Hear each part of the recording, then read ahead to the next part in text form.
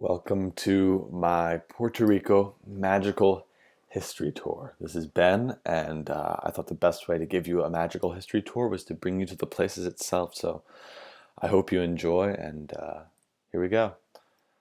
So, Puerto Rico is an archipelago in the Caribbean Sea, meaning it's a group of islands, and it's off the coast of the continental US to the southeast amongst the Greater Antilles. It's technically a commonwealth, but it's an unincorporated territory of the United States, which has been the subject of much debate as they want representation as a voting member or to be their own country. It's got a tropical rainforest climate, and there's a bunch of mountains, waterfalls, and whatnot on the island itself, including El Yunque tropical rainforest. What is the historical relevance of the island? Well, the capital, San Juan, is known for a hotel strip in the newer section, but in the old section, it's known for Spanish colonial buildings and ancient fortresses. The island served as a major military post and strategic base during wars from 1500 to 1800, and it's been a stepping stone between Europe and the rest of Latin America, as it's relatively close to Europe compared with the rest of Latin America. Along with Cuba, it was the last Spanish colony in the New World and was possessed by the United States after the Spanish-American War. Puerto Ricans were made U.S. citizens with the 1917 Jones Act. So, getting into our first site, La Fortaleza. There are free walking tours offered Monday through Friday, but there's no roaming allowed. And why this is, you might ask? Well, it is the residence of the governor of Puerto Rico. It's the only UNESCO World Heritage Site on the island, and as you can see here, here's the entrance of La Fortaleza. It is the first defensive fortification built in the city of San Juan, which I think is kind of interesting. Construction started in 1533 and ended in 1540. Here you can see the kind of fort aspect of it with the towers looking over San Juan Bay. Ignore the points. This is just a game that I play, but for the purposes, I'm just showing you like a 3D view. What else? Well, it was captured twice by non-Spanish settlers. In 1598, the English captured it, and then in 1625, the Dutch captured it. But in protest, the Spanish residents of Puerto Rico set fire to the city and La Fortaleza. What is here we have a plaque that tells us about its history. It says La Fortaleza, or the Palace of Santa Catalina, is one of the oldest governor houses in the world. Construction started in 1533, ended in 1540, and was converted at the end of the 16th century into the house for the governor. In 1846, the governor, Conde de Mirasol, which is the namesake of one of our later locations, reconstructed the old house, putting on some features that are now shown today. And between 1985 and 1992, under Governor Rafael Hernandez Colon, it went under its most recent restoration. So that's a little about its history. And what is its cultural significance? Well, it shows a little bit about the self-government of Puerto Rico as it hosts their governor. And more significantly, it shows it was one of the first Spanish settlements in the New World, and it shows their dominance over the 16th century. Up here it says El Conde de Mirasol, for those observant. And so that's La Fortaleza. Moving on to our second location. First, our primary source from La Fortaleza. It's a tile, and it shows the distinct style of the building and why it's considered one of the most beautiful on the island. And it's similar to a style in Toledo, Spain, showing another bit of cultural significance. Moving along to our second site, Castillo San Cristóbal. We've got an entrance fee for adults, and it's open 7 days a week.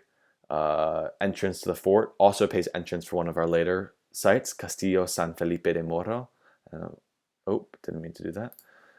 And yeah, let's go check out Castillo San Cristóbal.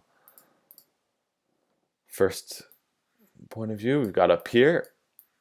It's a very pretty look. We have a cruise ship, which shows some of the tourism. I believe that's a carnival ship, but I could be mistaken.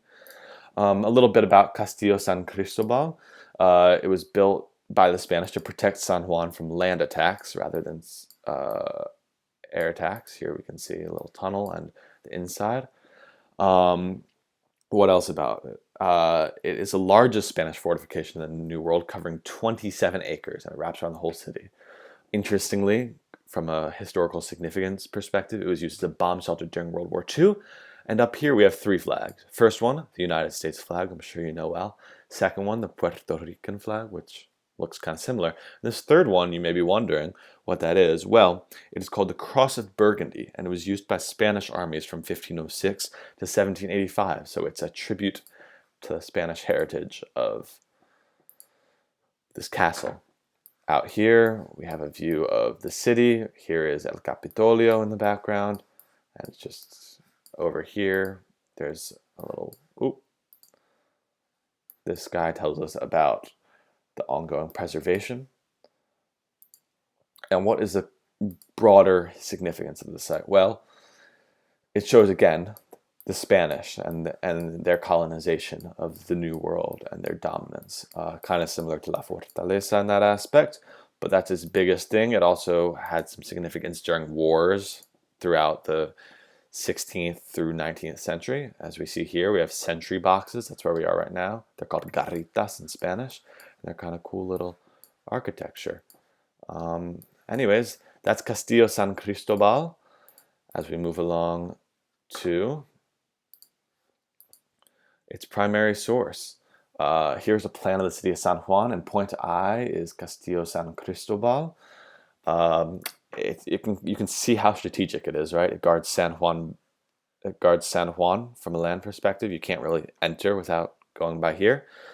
And this is from 1770, but it was planned way before then. And just you can see how large the area is. 27 acres, I noted earlier. Moving on to the third one, we have El Capitolio.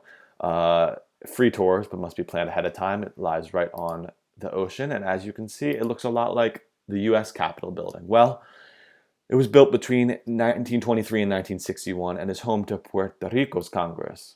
Up here, we have a quote. It says, El derecho, the right to liberty and dignity above all, from Luis Muñoz Rivera. Hope, esperanza, progreso, progress. We are currently in La Plaza de Democracia, which is kind of on the north end of the building, right here. All 3 of these so far. Our first 4 locations are all in San Juan proper. So anyways, right here, we are in Plaza San Juan Bautista. We have a statue of San Juan Bautista looking over, again, the same view, Puerto Rican flag, American flag. So what is the significance of this site? Well, architecture, that's one big thing. It shows the architecture of this type was also is used in Puerto Rico. And it's big about self-government. Puerto Rico wants self-government, and here this was built in the 20th century. This is the House of Representatives. This is where they all vote, and it's a really important building as far as Puerto Rico being their own independent constituency if they choose to in the future. Here is under the center dome. You see some gorgeous paintings on the top, some very cool columns and whatnot. And then here is a view from the front. And along with that, we have this is a statue in memoriam of World War, of those killed during the World War. And then over here is something called the Plaza, or I think it's called the Walk of Presidents, President's Walk, Walkway of the Presidents. And they've got statues of a bunch of American presidents, which is kind of interesting. Paseo de los Presidentes. Anyways, under construction, but very cool building in my opinion, and resembles strongly the U.S. Capitol building. Anyways, here is an excerpt from La Autonomía Administrativa. Here's the quote. You can't really see it, but that's the quote. Basically, I'll summarize it. It details that it's time for Ponce, which was then the administrative capital of Puerto Rico. It's time for them to not declare their independence, but get autonomy and to and to govern themselves. And this was written by Jose de Jesus Dominguez in 1887, and was a precursor of what the legislative building has come to symbolize, and its autonomy. Anyways, moving on to our fourth site, we have San Jose Church. Oh, my bad. San Jose Church, there's free entry, and the church is open every day with masses. Here's the inside. This is, in my opinion, the least pretty of the sites, at least from the outside of my 10. I couldn't get inside, actually. There's no inside view of the church. But here's the church right here. It's got a kind of white exterior, and so why is it significant? Well, it is one of the first significant works of architecture on the island, built in the 1500s. And it is one of the earliest surviving examples of Gothic architecture in the Western Hemisphere. Here, this shows, I couldn't get inside, but this shows some of the art that is actually inside the church. A lot of religious symbolism, as one would imagine.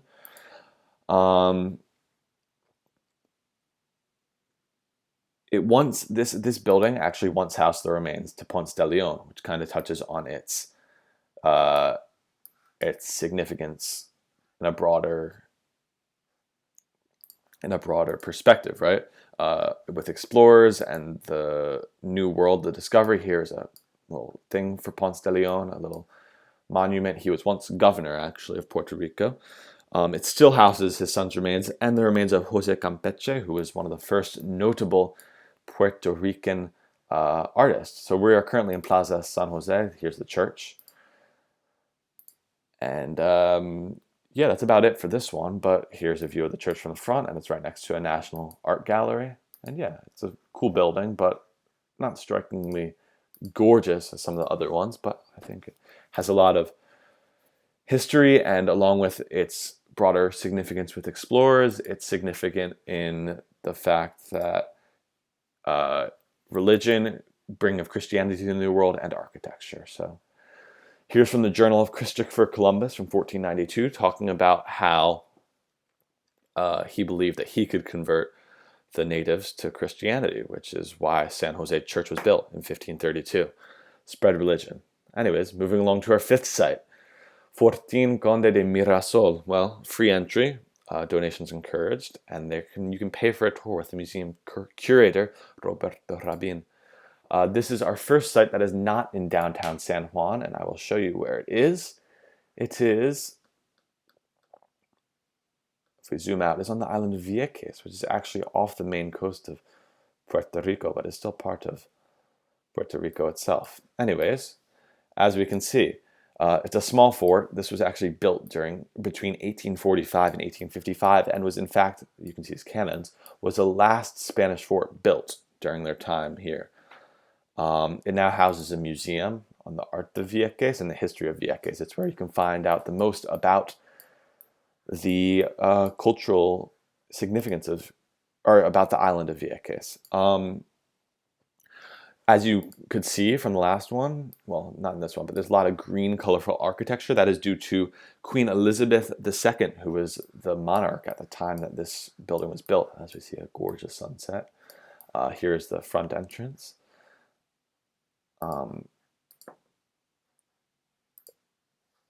And again, the front entrance, just a broader view in daylight. And that speaks to its larger significance in that it was a symbol of the dying Spanish dynasty, and that this was the last chance they had. This was the last thing they built before they were basically wiped out of the New World. And they were dominant for 300 years, but over time their dominance dwindled, as we can see a nice view from the top of the fort. That's the big thing about this center. And yeah, so now we'll move into its primary source, which is a survey. So after the US actually gained control, they had to survey all the historical sites, and these 19 images were surveyed by the History of American Building Surveys. You can see the interior, and that kind of shows, the significance in that it was a transition from Spanish to American rule. Moving on to our sixth location, Castillo San Felipe de Morro. See, it's a very cool design with like a star thing. Entrance fee, along with, as I mentioned earlier, Castillo San Cristóbal. They have like a joint entrance policy. Well, this citadel was built in the 16th century. Here we have that flag I was talking about earlier, the Cross of Burgundy. Here is a view of the front lawn. Down here is downtown San Juan. And let's get into a little bit about it.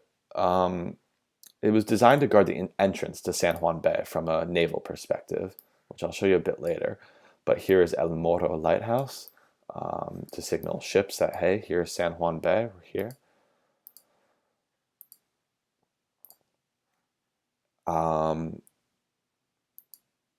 It's one of the most popular tourist attractions. And then here on the inside is a bit about the history, the end of the empire, talking about when the Spanish lost control, changing of the guard to American, key to the Caribbean. This is a really important building, as I'll show you in a quick second, in a lot of strategic maneuvering. Anyways, this is the inside. What else about it?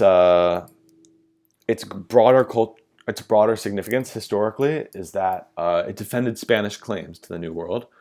And as I'll show you, this is a view off the back edge. As I'll show you in the next one, this is El Paseo de Morro. It defended the Bar Channel. Oh, maybe I missed. No. Anyways,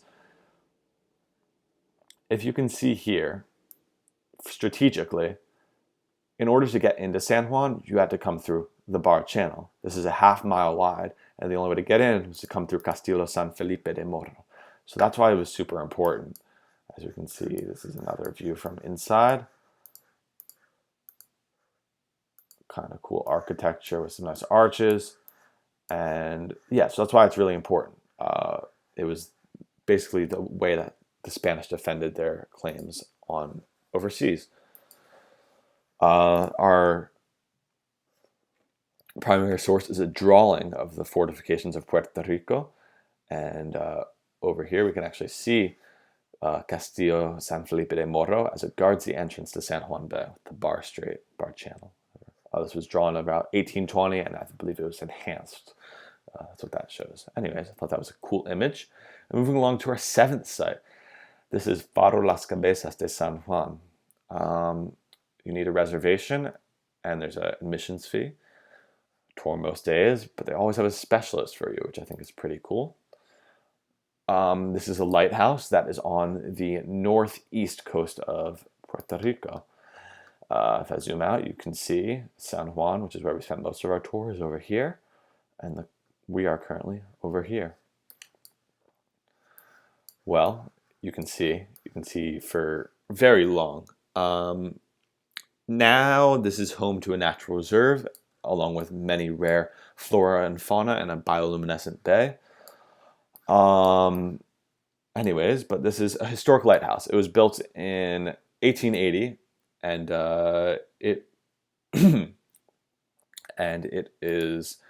its larger significance is that it played a big role in the Spanish-American War. There was a battle here called the Battle of Fajardo, which is the closest city, right here.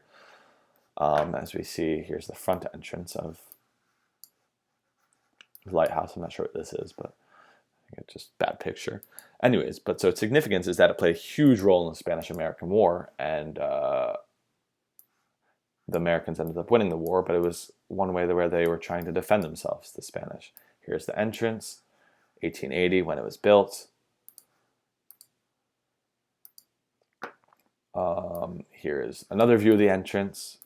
As you can see, it's really beautiful, the island, and that's one of the reasons why I chose this site. Along with its rich historical significance, it has gorgeous scenery, so I thought it would be nice to look at.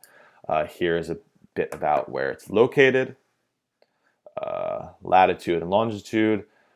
This tells you that in normal conditions, the original light it had a range of 18 miles, which is pretty remarkable, I think, for an 1880 light. Here are some cool, like, aquarium things they have, which I think is kind of interesting. Hot surface, because they need hot. Here is a bit about the lighthouse. The plan, this is a photo from 1892, and then if we were to take these steps up, it would bring us to where we were earlier, on top of the White House. Anyways, so I think that's a cool building, and significant in the Spanish-American War mostly. And our primary source this time is from William McKinley, one of his State of the Union addresses, talking about the Spanish-American War. He talked about, with the exception of encounters with the enemy at these 4 locations and an attack on the force that landed on Cape San Juan, which is where I was just showing you, there was no resistance. So this was one of the only places where the Spanish put up a good fight in Puerto Rico. And that's a picture of the lighthouse. Moving on to our 8th site, Centro Ceremonial Indígena de Tibes. Admissions is $3 per adult, and it is cash only. This is a really interesting site because it is a Native American site. This is where a lot of Native Americans lived prior to the arrival of Columbus. It was discovered in 1875, actually. As you can see in here, there's a museum now, but it was discovered in 1875 after Hurricane Eloise unearthed it. This is outside the city of Ponce, which is in southern Puerto Rico, as opposed from San Juan, which is on the north coast. It lies on the Portuguese River. Here's the entrance.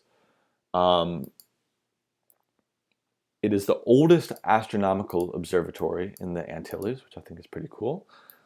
Has large stone constructions, which you'll see later. Here's a nice little, that's not the stone construction, but you can walk right into the museum. And then if you go back here, this is the passageway that brings you back to the actual site.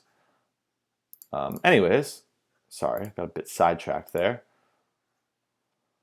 But, where was I? Oh, right. It has large stone constructions, which can be seen here, that were built by the indigenous Igneri and Taino people prior to the arrival of Columbus. The site is tells us a lot what we know about the culture of those two groups, and is historically significant in that it shows insight to Native American lives prior to Columbus's arrival, which is a kind of important period.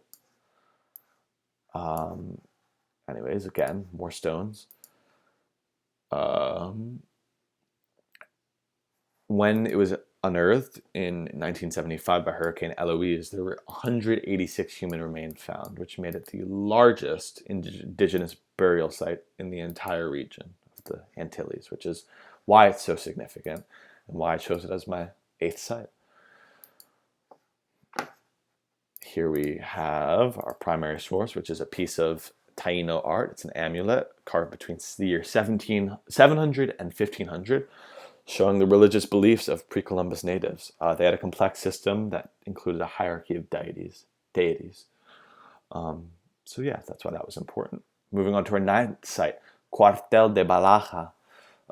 Admission is free, although you can choose to donate, and it's open Thursday through Sunday. It was built between 1854 and 1864 as a barracks for Spanish troops and their families during the 19th century. It housed up to 1,000 people, as we can see some of the corridors here. Where was I? Housed up to 1,000 people, and is a great example of 19th century Spanish architecture. So that's one of the reasons why it's significant. The architecture, you can see the colors and the arches. Here we are right in the center. It's a pretty magnificent building. It covers 83,000 square feet, which is a lot of square feet if you ask me. But other significance is that it housed troops during the Spanish-American War, and it was even damaged during one of the attacks. During World War II, after the United States had taken control of the island, it was used as a military hospital. So it's been used during many wars. Now it's home to a Museo de las Americas, which shows a lot about American history prior to the arrival of Columbus and post-Columbus arrival. And it's home to schools for music and dance, along with a library on the first floor. Outside here, we have a garden, as we can see. This is Jardín Paseo de Ballajá. And then here's the front of the building, as you can kind of see. Anyways, it's significant in that it played a big role in many wars between Spanish and American occupation. And here is actually a bar. This is the cinema bar. And then you can go straight outside. So it's a popular tourist attraction there. Anyways, primary source is a image from 1898 of the bombardment of San Juan. This shows the U.S. warships under the control of Admiral Sampson. And many of the Spanish troops who were fighting back over here were likely living at Cuartel de Ballajá. Afterwards, the U.S. would obviously house their troops there. Yeah, moving on to our 10th and final site, Hacienda Buena Vista. You can schedule tours for free. You can see the red roofs, if we come back, are kind of cool.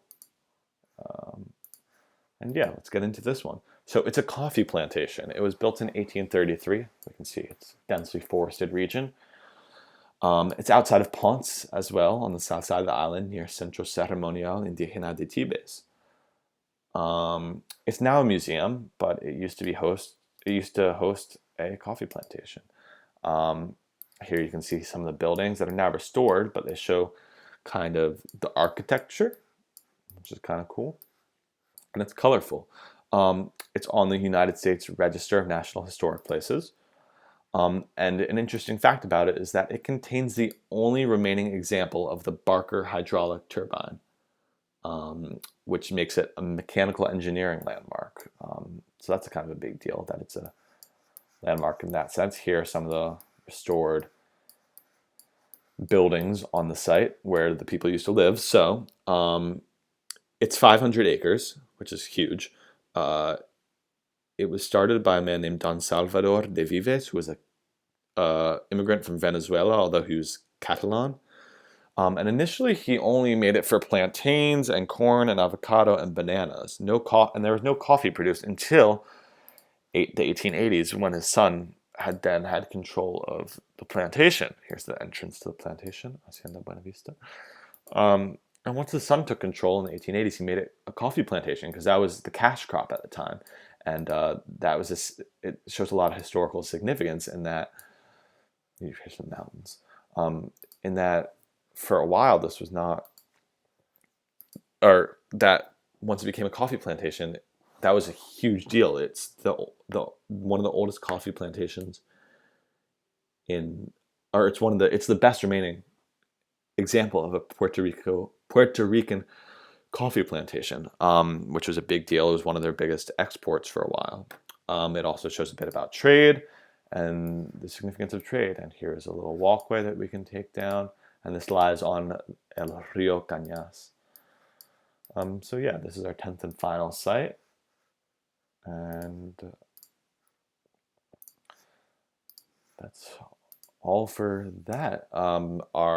Here is our primary source. So this was actually out of a book, so I couldn't get the actual primary source, so I took the quote from the primary source.